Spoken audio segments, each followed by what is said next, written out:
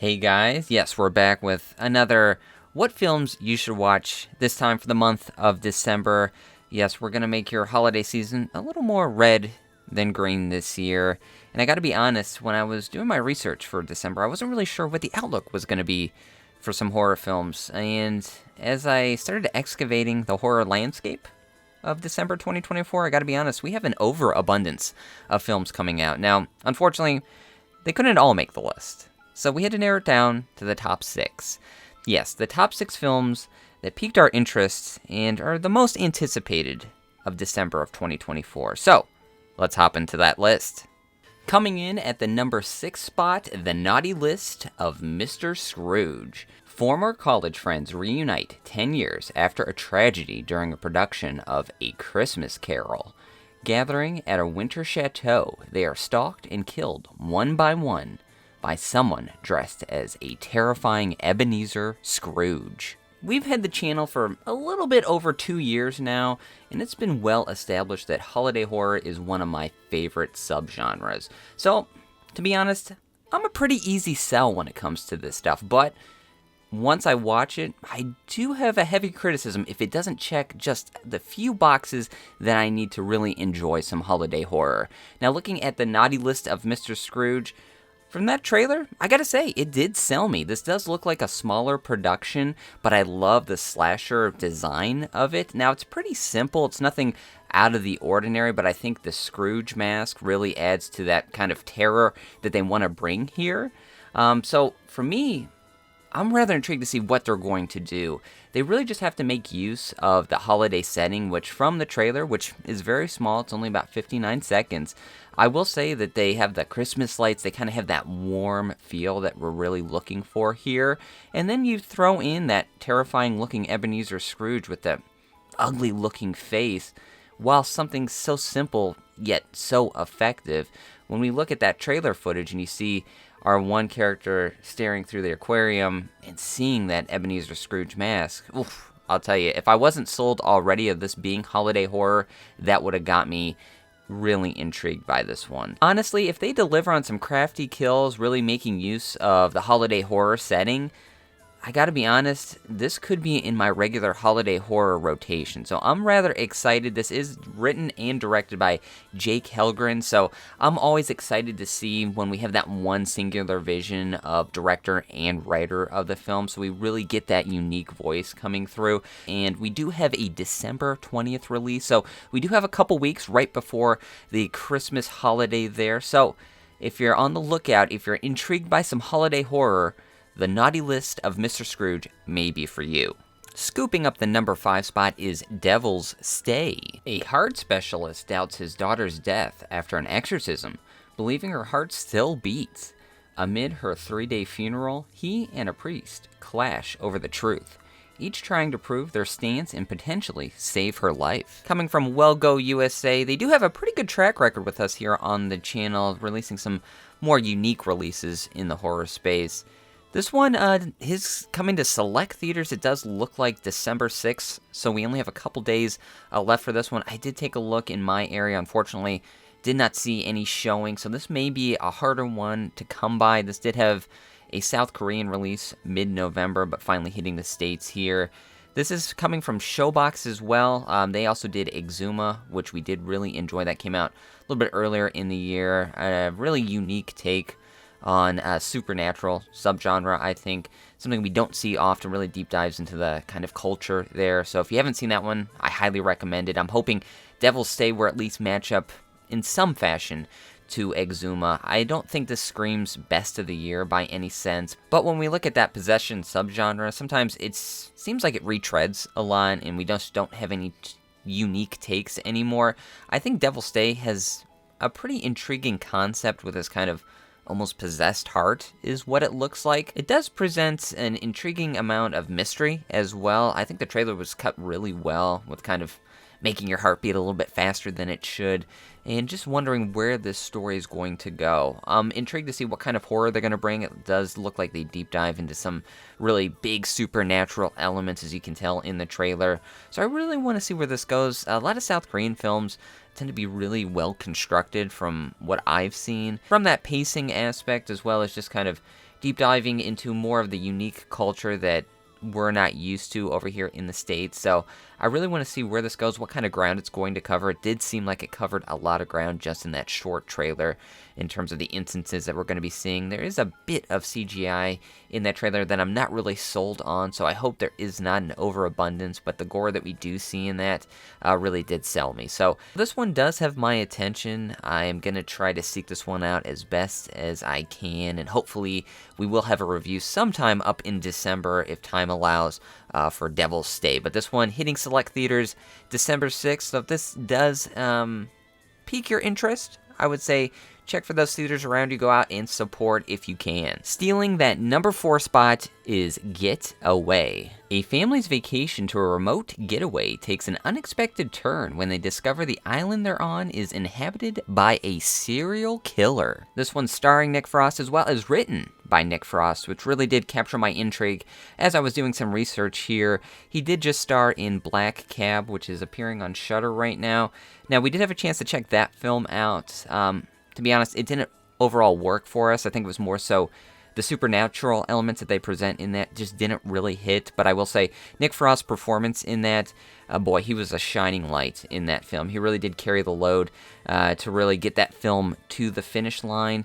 Like I said, the subject matter didn't really necessarily hit with us, but his performance was on point. So him writing a horror film like this, and plus his comedy background, and really finding that happy marriage between horror and comedy, I think he can do it. And I'll be honest, horror comedy doesn't always work for me. I'm pretty critical of it overall, just because it's a hard balancing act to really lose yourself in a horror comedy, to give you those right comedy elements that are going to lead you into the horror tones of the film. And looking at the trailer here, I'll say they did find a rather intriguing balance. They're presenting those kind of folk horror tones, so to speak, and then we're also mixing in that comedy. But as we get further into the trailer, it seems like we're shedding some of the comedy and we're really deep diving into the horror. So as we get into Get Away, I'm hoping, by 40 minutes in, we're kind of pushing some of the comedic elements aside and we're diving more into the darker themes of the film. So this one does have my interest. This one being released in theaters December 6th. I think it will be some select theaters. I did take a look. There's only a handful of theaters showing this around me, but I do want to get out and check this one out. So if you're intrigued by a Nick Frost performance and you did like Black Cab, or at least his performance there, I think this one could be for you. Grabbing the number 3 spot, Y2K. Two high school nobodies make the decision to crash the last major celebration before the new millennium on New Year's Eve, 1999. The night becomes even crazier than they could have ever dreamed when the clock strikes midnight. Yes, we have an offering from A24 this month, and more of a comedic take. Usually we're looking at some more elevated horror from them, but this one a little bit different, and seems like it has maybe some bodies elements to it. If you remember that came out a couple years ago. I like this lighter take. I do enjoy my elevated horror, but when we're getting these kind of comedy horror elements films from A24, I think they work rather well. Now this one, pending Kyle Mooney's ratio of horror and comedy for me, this one could be a lot of fun. I like that we're looking at 1999 with so much 80s fatigue now, really going back in a time machine after Stranger Things, and a lot of films taking more advantage of the 80s nostalgia fact, that now we're looking at the 90s and that 1999 into 2000, living through the Y2K and the hesitation and the uncertainty that was going to present as the ball dropped that year. I really love that we're going to revisit this story and, have a chance to look at some horror elements of what could have been. This one starring Jaden Martell, which I think he's an actor that always holds up his end of the bargain when it comes to horror.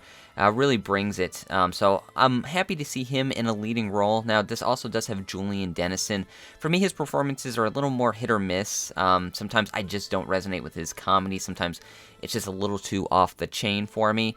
But I want to see what kind of balancing act they're going to produce here. This is just like Getaway, where I'm intrigued to see what they're going to do with the comedy aspects as well as horror, and this being such a light tone for A24. But I think this concept of this, machines going wacky as the ball drops in going into 2000 with this Y2K element. It does present some rather fun elements. I'm a big fan of Maximum Overdrive, so looking at it and what we can really present more so in 2024 with this more modern storytelling, and what kind of kills, what kind of gore we're going to bring here, as well as those comedy aspects. So this one is hitting theaters December 6th as well. Going to be a loaded end of the week. I'm excited for this one. I just hope it finds the best formula for this 90s nostalgia without it becoming too loud and just an overabundance of that nostalgia. So I'm excited for this one. I'm excited to see what A24 is going to have to offer with Kyle Mooney and Y2K.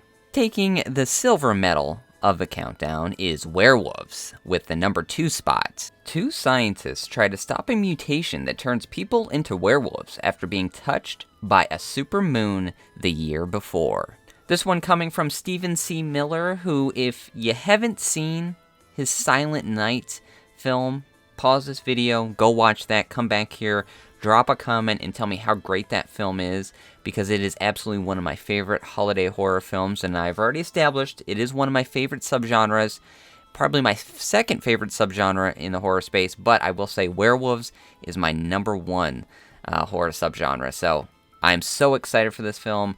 Dylan and I have talked about this on the channel. We were able to cover the trailer a little bit early. To be honest, we did get a screener for this one, so we did see this one, but I'm only going to talk about some of the trailer footage right now. I will tell you, it's an absolute thrill ride. What you see in the trailer, you absolutely get in the film.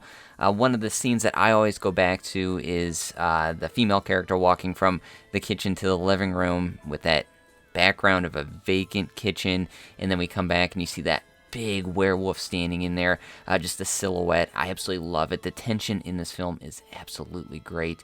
And it's just such a thrill ride, like I said. So action-packed. Frank Grillo starring in this. If you're not sold by him saying, "Bite me," I mean, come on. That is such a great trailer, great marketing there. This is a fun film. I know a lot of people are talking about comparing this maybe to The Purge with werewolves. It does have that tone to it, so they do bring a lot of great elements in here. They cover a lot of ground without, deep diving too much and kind of spinning its tires at all. It's been so long since we've had a really satisfying werewolf film. We've covered a handful of them on the channel over the past couple years, and, there's always a subtext there. It's more about a commentary or about mental illness rather than actually getting an actual werewolf film that we're used to. That used to be a thing of the 80s, and now we don't get that as much anymore. And when we do, they always kind of go by less is more. This one, you're seeing it in the trailer. The creature design for this thing is absolutely beautiful. There are pictures online I certainly recommend. If you're on the fence about this one or not really into the werewolf subgenre, check out those creature pictures. Watch the trailer. I promise you this is going to deliver. If there's going to be a fun time at the theater this December, it's easily going to be werewolves. It's just going to be absolutely satisfying. That's what I always go back with the werewolves film here. It's absolutely satisfying in every sense. So this one's going to be a lot of fun, a lot of great character development in this one, and just some really, really interesting elements that they bring with the werewolf. So this one coming out December 6th. I urge you, please go out and see this one. It's going to be so much fun. Taking that number 1 spot, Nosferatu. A gothic tale of obsession between a haunted young woman and the terrifying vampire infatuated with her, causing untold horror in its wake. Yes, of course, no secret here. We've talked about it to the full extent on the channel in our anticipation here. Robert Eggers' Nosferatu. We've been anticipating this one since its announcement. An abundance of coverage on the channel. This one looks exciting. Fully anticipating this being on my top 10 best films of the year. Yes, I'm getting my hopes up. And I think rightfully so. I think some reviews are trickling online. I've been staying away from those, but, looking at them, the thumbnails at least, everyone looks pretty satisfied with the storytelling here. And, I don't think that's going to disappoint anyone or catch anyone off guard, to be honest. Bobby Eggs knows what he's doing. We're a big fan of his filmography on the channel. Lighthouse is one of my favorite films.